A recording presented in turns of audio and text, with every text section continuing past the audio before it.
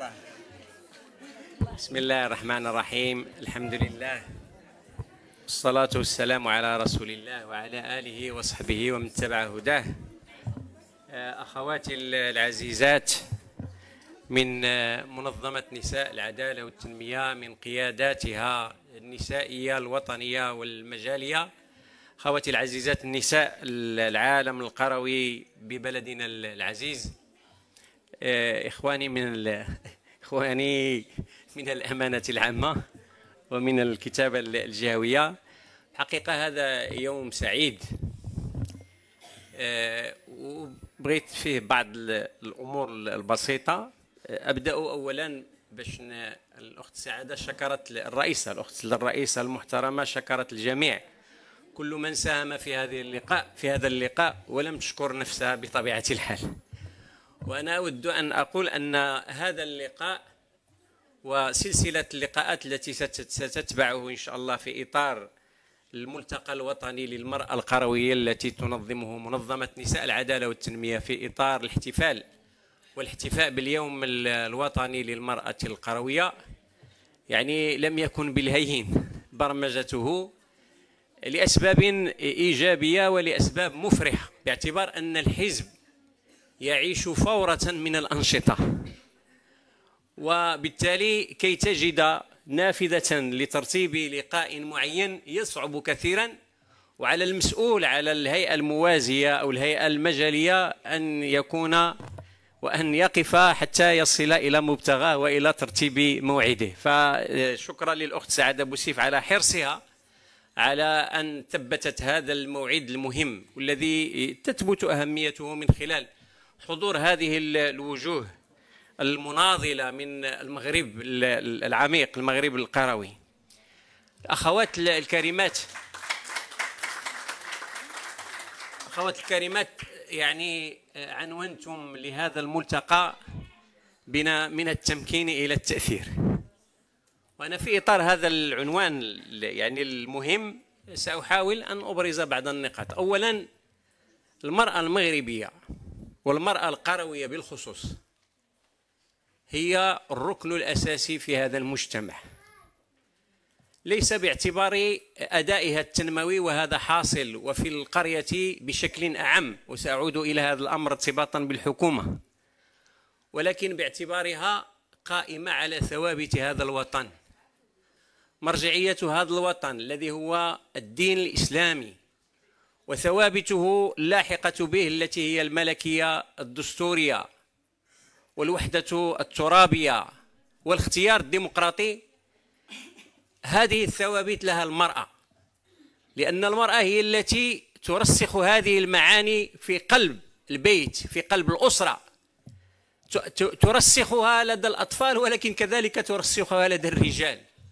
ولذلك فالمرأة أدوارها التنموية أكبر من أن تكون محتسبة بنسبة نشاطها ونسبة مساهمتها في الناتج الداخلي الخام. أدوارها التنموية هي أكبر من هذا بكثير، وهي كما قلت على مستوى مرجعية هذا الوطن وعلى مستوى ثوابته الأساسية، والتي يعني هذا الحزب وبفضل مناضله وقيادته وبفضل نسائه حريص عليها. وقد تابعتم المعركة التي قادها الحزب بمناسبة التعديلات التي يراد أن تدخل على مدونة الأسرة.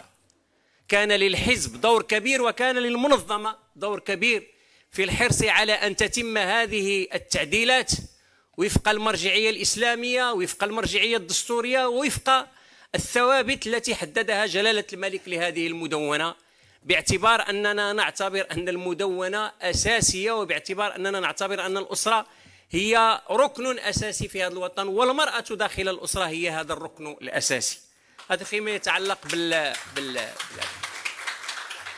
بجانب التمكين. قبل ما نوصل للتأثير وأختم، في جانب التمكين بطبيعة الحال من حق المرأة المغربية والمرأة القروية على دولتها، على حكومتها، على برلمانها، على أحزابها السياسية أن تدافع من أجل التمكين للمرأة سياسيا واقتصاديا واجتماعيا. وللأسف هذه الحكومة أخلفت الموعد مع المرأة المغربية بعدة أمور مضبوطة. أبدأ بأولها. أولا، هذه الحكومة وعدت ربما يعني دون أن تعي بماذا تعيد، وعدت باش غترفع النسبة ديال النشاط ديال النساء من 19 ل 30%. أنا عندي ملاحظة بعد منهجية على هذا الرقم هذا. الحكومة أخلفت هذا الموعد، ولكن في الحقيقة هذا الرقم ديال 19% ديال نسبة ديال النشاط ديال النساء هو رقم أكاديمي وفق منهجية ديال مكتب الشغل الدولي، وإلا فنسبة النشاط ديال النساء إلا حسبنا داكشي اللي تيديروا النساء في العالم القروي وما يقمن به في العالم الحضري حيث يعلن أسرا كبيرة، النسبة ديال النشاط كبيرة جدا بالواقع الحقيقي. خلينا من الأرقام الرسمية، الواقع الحقيقي المرأة المغربية نشيطة ونشيطة جدا، وهي التي تحافظ على الاستقرار الاقتصادي والاجتماعي لأسرتها، وعندها داك الشيء في الدم، وعندها داك الشيء بالعقيدة، وعندها داك الشيء بالفطرة السليمة. ولكن الحكومة، نرجعوا للرقم الرسمي، الحكومة عوض أن ترفع لنا هذا الرقم من 19 ل 30% ردتنا ل 18%. وبالتالي وهذا يعني دليل فشل كبير، باعتبار أن هذا الالتزام كان واحد الالتزام قوي في البرنامج الحكومي. غنجي لأمور أخرى واللي هي فضيحة، ومنين تنواجهوا بها الحكومة تقول لنا هذا ليس صحيح. الحكومة حرمت أكثر من 50,000 أرملة كانت تستفيد في السابق من الدعم ديال الأرامل الذي بفضل الإصلاحات التي قامت به الحكومة الأولى للعدالة والتنمية انطلاقا من 2015. داك الشيء اللي توفر من خلال الإصلاحات اللي دارتها العدالة والتنمية في 2015 انطلقت العملية ديال دعم الأرامل، وهذا أقل الإيمان، وهذا أقل ما يمكن أن يقوم به وطن تجاه نساء في وضعية هشاشة، في وضعية صعبة، ويعلن يعني يتامى.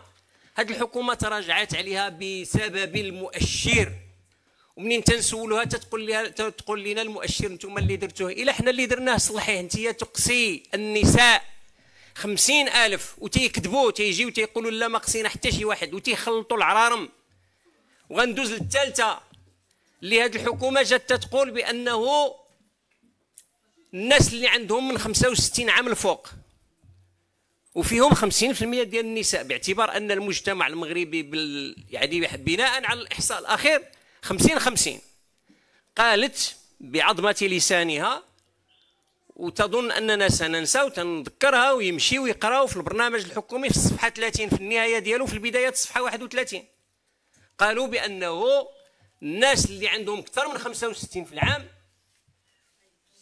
65 في السن يعني وصلوا لواحد، والنساء معنيات أكثر من 50%، لأنه الأمل في الحياة عند النساء أكبر من الرجال. فبالتالي هذه الفئة من 65 سنة غادي يكونوا أكثر من 50%. أخلفت الموعد معهن، جات تقول لنا بأنه راني دخلتهم مع الناس اللي هما عندهم 60 عام واللي هما داخل أسر تعلن هؤلاء الرجال أو هؤلاء النساء.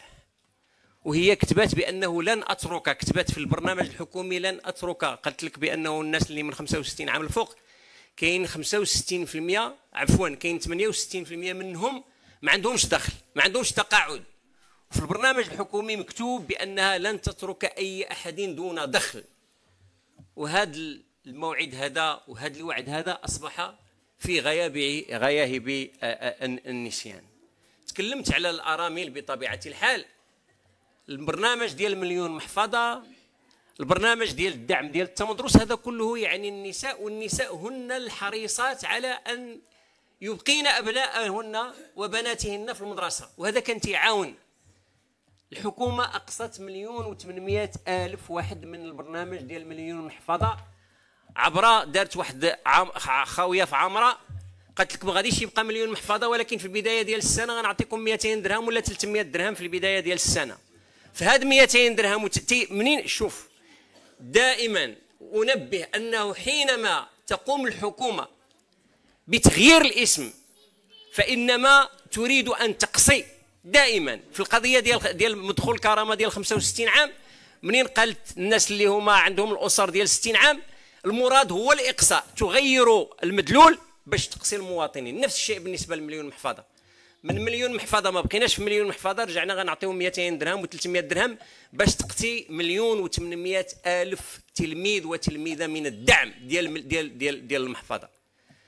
الفضيحه الاخيره هي ديال التغطيه الصحيه، وهذا الشيء ديال الحراك كله ناض على هذا الشيء ديال التغطيه الصحيه، التعليم والصحه، ولكن اساسا بالصحه. الذي فجر هذا الموضوع هو الصحه. والصحه احنا من البدايه قلنا ودي شوف هذه الطريقه باش تتنزل الحكومه البرنامج ديال تعميم التغطيه الصحيه سيؤدي الى كوارث. قلناها من البدايات الاولى، قلنا بانه راه غادي يقصي، وكذلك كان. 8 مليون ونص ديال المغاربه غير مسجلين، ودابا الحكومه ما بقاش تتكلم على 100%. في القانون الماليه جات تتكلم على 88%. واجهتنا وقالت انتم تبخسون وتشوشون، وراه ما كاينش 100% ديال المغاربه دابا في قانون الماليه جاو كاتبين هكذا 88%. معنى انه الاقصاء اللي تكلمنا عليه كاين، واللي تعاني منه بالدرجه الاولى هو النساء، بحيث انه سواء في الامراض المزمنه او في المتعلقه بالولاده، المراه هذا النهار كانت داخله في متضامن، غدا ما بقاش الحقوق اصبحت مغلقه. وعطينا يعني مقترح عملي للحكومه، قلنا لها فيما يتعلق بالامراض المزمنه او ما يتعلق بالامور الخطيره بحال القضيه ديال الولادات، ما كاينش حقوق مفتوحه ولا مغلقه. الا كانت المراه عندها ورقه بانه كانت في متضامن، الا جات في حاله استعجال او في حاله مرض مزمن دخليها. هادشي اللي كاين في بلادات الناس كلهم اللي كاينه التغطيه الصحيه، ما تيسولوش على واش عندك ولا ما عندكش، لانه المريض ما اختارش المرض، ما اختارش السرطان، ما اختارش ان يكون في واحد الوضعيه ديال الولاده خطيره، دخلوه للسبيطار وعاد قلبوا الحلول الحقوق المفتوحه او المغلقه. هذه كلمات قانونيه لا يعرفها الا يعني ذو البذلات البيضاء. خليوا هذا الشيء تما عندكم، ولكن منين يجيو النساء ولا يجيو المرضى دخلوهم وتكلفوا بهم. بطبيعه الحال غنختم لكم قبل ما نمر لواحد الرساله فيما يتعلق بالتاثير. سمعتيوا على واحد المنحه الولاده بان غيعطيو 1000 درهم في الولاده الاولى و2000 درهم في الولاده الثانيه. الجنازه كبيره والميت فار. لحد الساعه المنح اللي عطاو هي 42800 منحه. واش تعرفوا شحال العدد الولادات الجديده في المغرب؟ 685,000. يعني 6% ديال النساء هن اللواتي استفدنا. اذا انت تجي تعطي واحد الكلام كبير بانه ما كاينش، وهنا ما تكلموا على لا المراه في الهشاشه ولا والو. قول الولاده الاولى 1000 درهم والولاده الثانيه 2000 درهم، معناه انهم باغيين يشجعوا الولادات، لا علاقه لها بالهشاشه. وحتى الا افترضنا بالهشاشه ما غنوصلوش 42800 من 685,000. اذا هذا باش ندخل لكم بانه هذه القضيه ديال التمكين الاقتصادي والاجتماعي راه مازال فيه ما يدار، وفي امور اللي هي ممكنه. خلي الامور الكبيره، في الامور اللي هي ممكنه اللي هي حقوق لا تتطلب الا القرار السياسي، ولا تتطلب الا يعني العاطفه الاجتماعيه والقرب من المواطنين. المساله الاخيره هي ديال القضيه ديال التاثير. ايها الاخوات الكريمات، هذا اللقاء هذا يتم في اطار حزبي، وبهذا الوهج وبهذا يعني بهذا الروح، يعني انه الادوار ديال الاحزاب السياسيه كبيره وكبيره جدا. ما يمكن نديروا حتى شي حاجه، لا ديمقراطيه ولا تنميه ولا نهضه رياضيه ولا نهضه ثقافيه ولا اي نهضه من اي شيء كان الا من خلال الاحزاب السياسيه. والدليل الوقوف ديالكم اليوم. الاحزاب السياسيه راه دابا رجعنا تنسمعوا يعني في واحد الحاله بحيث انه في دائره انتخابيه غيرجع عندنا 200 مرشح. واحد الحزب نادى قال لهم كل دائره ديروا لي فيها 30 مستقل شباب. معنى انه الدائره كنا اصلا مع الاحزاب السياسيه تنقولوا يكون عندنا 30 لائحه، دابا غيرجع عندنا 100 لائحه. معنى انه هذا العبث السياسي. وهو الدور ديال النساء في القضيه السياسيه والديمقراطيه كبيره. احنا فاش تلاقينا الاخوات في اطار المشاورات السياسيه حول تمكين للمراه في البرلمان، من بين الامور اللي قلنا لهم التمكين جيد، ولكن التاثير ديالكم السياسي كبير وكبير جدا، باعتبار انه انتم اللي خصكم تناديوا وترفعوا الصوت ديالكم باش المصداقيه ديال الاختيار الديمقراطي تثبت، باش الاختيار ديال الكفاءات الحزبيه يتثبت. اشتكينا لنا هنا، ماشي ديال الحزب العداله والتنميه.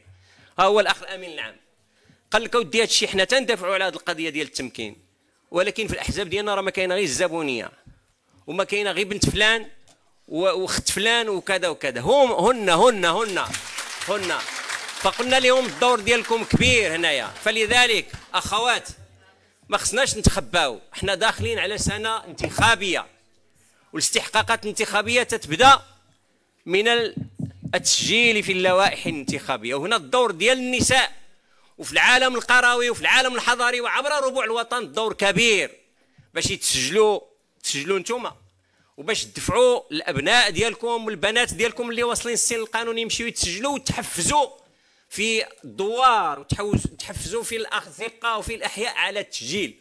لان كل ما كان التسجيل كبير والتسجيل واعي، وكل ما كان المتابعه الواعيه، سنحقق ان شاء الله الرحمن الرحيم التمكين التاثير. والسلام عليكم ورحمه الله تعالى وبركاته.